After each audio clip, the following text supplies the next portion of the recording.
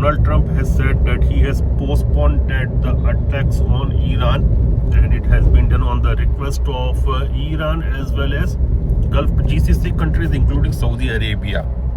And the reports what we are getting is that Iran has denied that thing, that they have requested to halt or to postpone the attacks.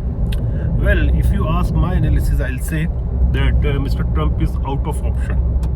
Out of option means out of military option, because he has tried everything and nothing is working. This does not mean that things will be rapidly okay and they will become as they were before 28th of Feb. No. And I think the next 15-20 days are, you can say, the most crucial, or you can also use the term most dangerous. Because what will happen in next 15 days? The strategic oil reserves of United States of America will deplete, and they will deplete very low.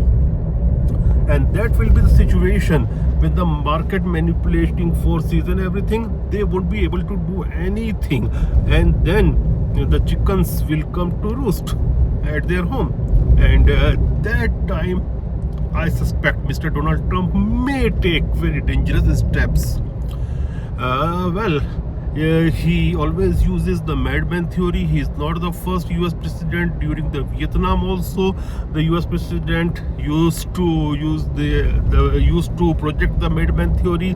But to me, it looks that even Iran is using the madman theory.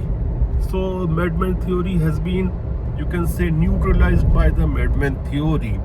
But that person, Donald Trump, can do anything, because see, he's facing a situation which has not been faced by any of the US president prior to him.